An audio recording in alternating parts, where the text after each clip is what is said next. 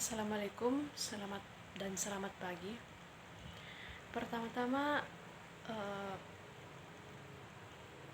yang saya pahami dari membaca analisis tentang novel Alice in Wonderland karya Lewis Carroll, yaitu dia menggunakan teori post strukturalisme.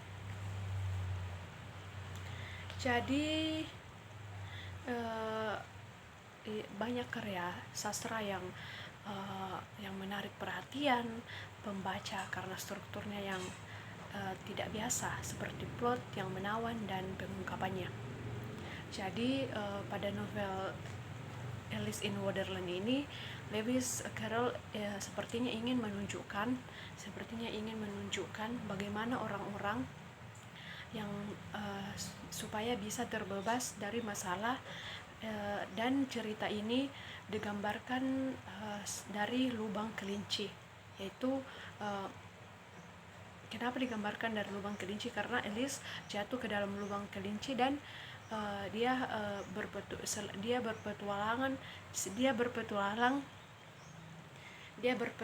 dan mencari solusi dan mencari solusi untuk keluar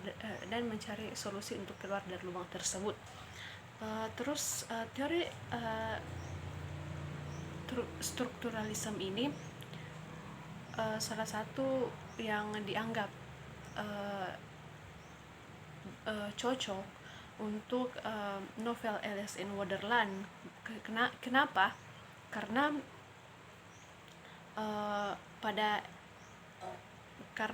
pada karya Carroll ini kita bisa melalui hubungan murni antara bahasa dan organisasi sosial, antara berbagai jenis feminis dan kekuasaan, dan keinginan untuk bagaimana menghancurkan label kehidupan sehari-hari. Jadi latar belakang Alice in Wonderland ini muncul pada tahun 1682. Ini menceritakan Lewis Carroll menceritakan kisah tentang Alice kepada saudaranya saat dalam perjalanan. Walaupun saat menceritakan kisah, Alice menggunakan karakter yang khayalan. Yang menarik di sini yaitu ide dasarnya itu Lewis menggunakan ide utamanya itu dia menggunakan manusia yang sungguhan yang nyata, bukan khayalan. Jadi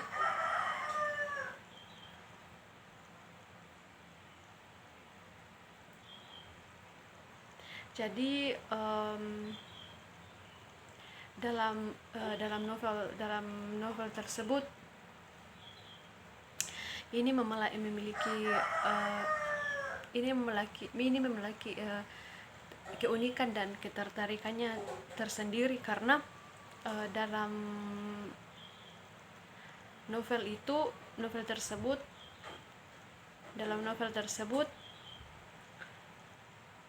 mempunyai ketertarikan setiap bab dan lembar yang menarik pembaca dan membuat pembaca penasaran, karena petualangan Alice ini membuat pembaca menjadi tegang dan semakin penasaran apa yang akan dilakukan Alice dalam dunia ajaib untuk selanjutnya tersebut. Jadi bahasa yang dipilih penulis dalam Alice in Wonderland itu memainkan peran yang sangat penting bagi mereka yang ingin memahami niatnya dan petunjuknya untuk kehidupan pembaca. Jadi bahasa dalam novel Alice in Wonderland ini ya cukup menarik untuk kita bisa belajar mencari kosakata baru yang belum kita tahu. Jadi ini yang membuat kita semakin penasaran. Jadi ini juga pemindahan yang luar biasa dari kenyataan kita ke dunia ini penuh dengan fantasi, petualang, dan tantangan yang membuat setiap pembaca merasa khawatir tentang seorang gadis yang muda bernama Alice.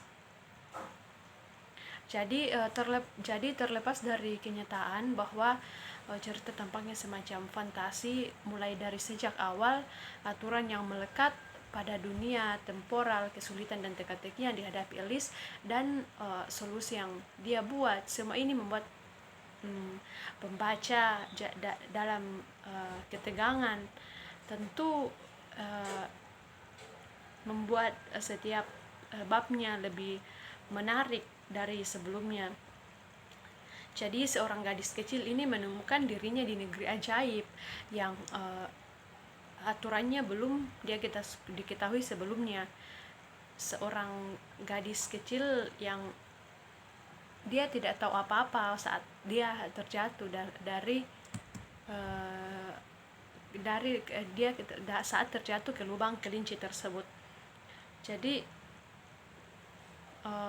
dia tidak punya banyak waktu untuk dalam aturan ini di negeri ajaib. Dia tidak punya banyak waktu dalam memahami bagaimana aturan dalam negeri ini, karena kenapa dia diperhadapkan dengan berbagai masalah, dan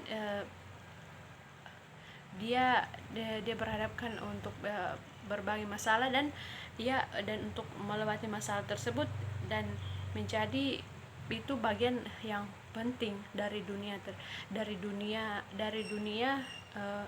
ajaib itu.